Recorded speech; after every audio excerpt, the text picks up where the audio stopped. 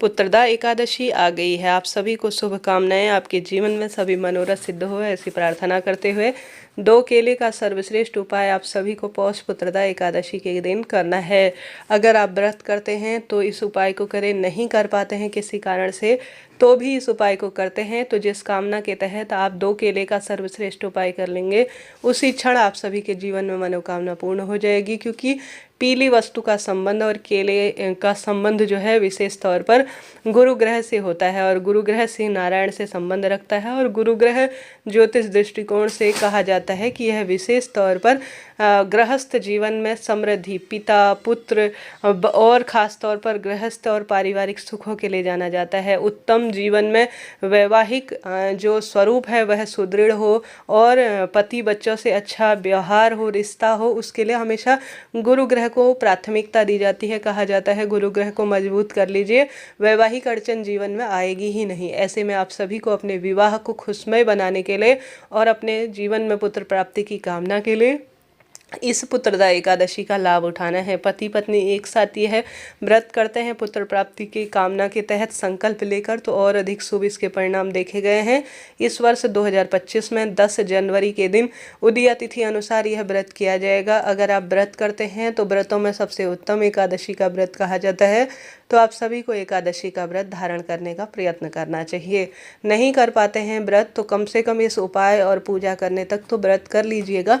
व्रत की सार्थकता हमेशा मन तन को शुद्ध कर कर प्रभु के चिंतन में बहुत श्रेष्ठ मानी जाती है। तो आप श्री नारायण के सुंदर स्वरूप का स्मरण करते हुए दिन की शुरुआत ओम नमो भगवते वासुदेवाय या कोई भी श्री नारायण से संबंधित सरल से मंत्र का जाप करते हुए दिन की शुरुआत करें। जो आपको मंत्र आता हो वही उच्चारण करें। उसके बाद पीले कपड़े पहने, क्योंकि पीली वस्तु प्रभु को बहुत सुख प्रदान करती है और आपके जीवन में गुरु ग्रह को मजबूत करती है। तो एकादशी व्रत के दिन हमेशा पीले रंग के कपड़ों का ही चयन करना चाहिए। उसके बाद नहाने के पानी में 1 चुटकी हल्दी जरूर से डाल लीजिएगा। हल्दी जो है अपने आप में गुरु ग्रह को मजबूत करती है, संकट कष्ट काटने का कार्य करती है। उसके बाद आप सभी को 1 दिन पहले या उसी दिन केले खरीद के लाना है। केले किसी भी स्वरूप में हो, परंतु आपको कम से कम, ज़्यादा भी आप प्रयोग में ले सकते हैं, 2 केले अपनी पूजा की थाली में रख लेने हैं। गोल बत्ती का, घी का दीपक भी आपको रखना है। दीपक के अंदर आप सभी को गोल बत्ती का ही श्री नारायण के समक्ष प्रस्तुत किया जाता है। घी का ही प्रयोग करना है। घी नहीं है तो शुद्ध तिल के तेल का प्रयोग करें। किसी भी स्वरूप में सरसों के तेल का प्रयोग यहाँ पर नहीं होगा, इस बात का ध्यान रखें। आटे का दीपक हो तो अति उत्तम हो, नहीं तो मिट्टी का दीपक भी ले सकते हैं। सुंदर पीले फूलों की व्यवस्था करें। साथ के साथ गुड़, इस महीने गुड़ की तासीर गर्म होती है और यह सबसे उत्तम माना जाता है। 1 तुलसी का पत्ता ले लीजिए पूजा की थाली में। पीले फूल, गुड़ और चने, काल जो पीले चने होते हैं ना, चने की दाल, उसे आप सभी पूजा के उसमें रख लीजिए। और जो दीपक आपने प्रज्वलित करना है उसमें भी 1 चुटकी हल्दी आपको डाल देनी है। पूजा की सुंदर थाली तैयार कर दी। सूर्य भगवान का यह पौष का महीना जाना जाता है और सूर्य भगवान ज्योतिष दृष्टिकोण से ग्रहों के राजा माने जाते हैं। तो सूर्य भगवान को आप जल चढ़ाएं। जल के लोटे में काले तिल जरूर से डालिएगा, क्योंकि एकादशी के दिन अगर आप सूर्य भगवान को जल चढ़ाते हैं काले तिल डालकर तो पितृदोष कम होता है। और इसका जो आप सूर्य भगवान को जल चढ़ाते हैं वह एक तरह से पितरों को भी प्राप्त होता है इसका अंश। तो काले तिल चढ़ाने से जो जल के लोटे में सूर्य भगवान को पितृदोष से मुक्ति मिलती है और यह वंश वृद्धि में भी कारक हो जाती है। यह कार्य करने के बाद आप सभी के घर पर जो तुलसी माता विराजमान है, तुलसी माता की मिट्टी को अपने मस्तक पर लगा दीजिए। तुलसी माता की जड़ में लंबी बत्ती का 1 दीपक, जिसमें 1 चुटकी हल्दी आपको डालनी है। ओम नमो भगवते वासुदेवाय या आप सभी ओम तुलसी देवे नमो नमः इस मंत्र का भी जाप कर सकते हैं, इच्छा आपकी है। यह कार्य करने के बाद संभव हो तो आप तुलसी माता की 5 या 7 परिक्रमा लगाएं कच्चे सूत से। नहीं तो ऐसा ना हो पाए तो कोई दिक्कत नहीं, तुलसी में जल न चढ़ाएं एकादशी के दिन, इस बात का ध्यान रखें। कई भक्तजनों को यह बात पता नहीं होती और तुलसी की पत्ती भी ना टूटने पाए, इस बात का भी आपको ज्ञात होना चाहिए। पति पत्नी साथ में पूजा करें तो बहुत शुभ माना जाता है, क्योंकि पति पत्नी ही कारक होते हैं घर में वंश वृद्धि के। अगर दोनों साथ में पूजा करते हैं तो जल्दी ही न उनके ग्रहों की दशा सुदृढ़ होती है और उसके पुण्य प्रताप से संतान उत्पत्ति में, पुत्र प्राप्ति में यह सहायता करता है। तो आप सभी को यह कार्य करना है।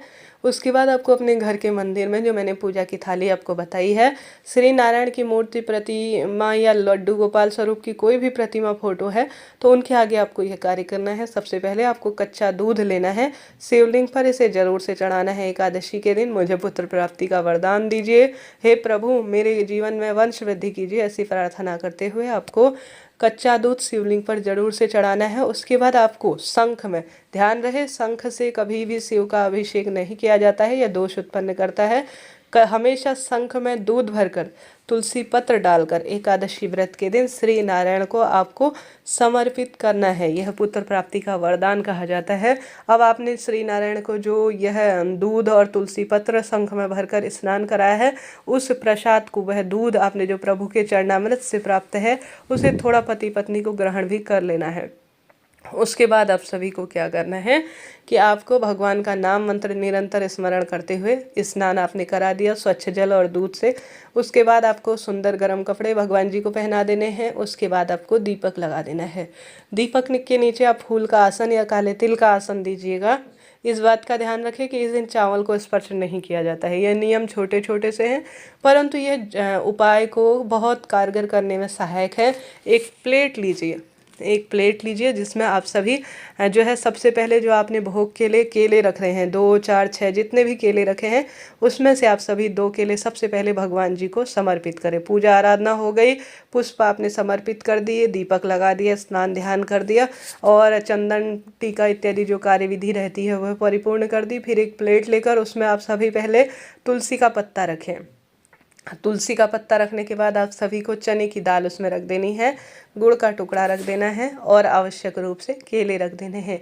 यह भोग आप सभी को पूरे दिन सुबह से लेकर देर रात्रि तक भगवान जी को लगा देना है। जैसे सुबह आपने भोग लगा दिया, उसके बाद आप सभी को यह भोग जो है, जब भगवान जी इसे ग्रहण कर चुके होंगे 5-10 मिनट या आधा 1 घंटा, बस यह पर्याप्त है। अब आपकी इच्छा है पूरे दिन रखना चाहें, परंतु पूरे दिन रखना जो है ज़्यादा श्रेष्ठ और शुभ नहीं है। बस आधा 1 घंटा 5-10 मिनट पर्याप्त रहेगा एकादशी के दिन। उसके बाद आप सभी को क्या करना है कि भगवान जी, आपने तुलसी पत्र जो आपको मैंने भोग लगाया था, चने की दाल, गुड़, केला इत्यादि का मैंने आपको भोग लगाया था, अब मेरे जीवन को सार्थक और समृद्ध करे, ऐसी प्रार्थना करते हुए उनके चरणों में प्रणाम करते हुए आप सभी को जो आपने केले लिए हैं, सबसे पहले दक्षिणा भी इसमें 11-21 रुपये रखे और अपनी मनोकामना कहकर ऐसे बच्चे को जो ब्राह्मण पुत्र हो और मंत्र जाप या थोड़ा सा समझदारी सी रखता हो, आपको मन में ऐसी भावना हो कि मुझे ऐसा ही पुत्र चाहिए, तो आप सभी को यह 11-21 रुपये दक्षिणा, 2 केले, थोड़ा चने की दाल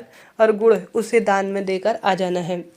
ऐसी मान्यता है किसी ब्राह्मण को या किसी ब्राह्मण के बालक को जो कि आपको सुविचार से बहुत श्रेष्ठ लगता हो, ऐसे बच्चे को अगर आप एकादशी, पुत्रदा एकादशी के दिन केला दान में दे देते हैं, दक्षिणा दे देते हैं, चना और गुड़ दे देते हैं, तो आपको संपूर्ण सुखों की अनुभूति होती है, रोग दोष कष्ट कट जाते हैं, निश्चित रूप से पुत्र प्राप्ति की इच्छा पूर्ण होती है।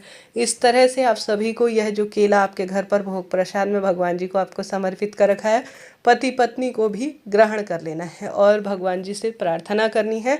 संभव हो तो संतान गोपाल मंत्र की 1 माला का जाप करें। यह कार्य करते हुए आप जो है संतान गोपाल मंत्र की जो है सुन भी सकते हैं, किसी मोबाइल इत्यादि में सुनते हैं तो और अधिक शुभ माना जाता है, जाप करते हैं तो और अधिक श्रेष्ठता के स्वरूप में इसे कहा जाता है। तो पुत्र प्राप्ति की इच्छा के तहत यह कार्य आपको करना है। साथ के साथ गौ माता को, जैसा मैंने बताया, 2 केले में से 1 तो आपको ग्रहण करना है, 1 बालक को दान में दे देना है। अन्य केले आपको गौ माता को 1 केला जिसमें गुड़ चना रखकर अपनी मनोकामना कर 33 कोटि देवी देवताओं का वास गौ माता में है, तो उन्हें खिला देना है। ऐसा करते ही आपके जीवन में जिस कामना के तहत आपने यह कार्य किया है वह सिद्ध होगा।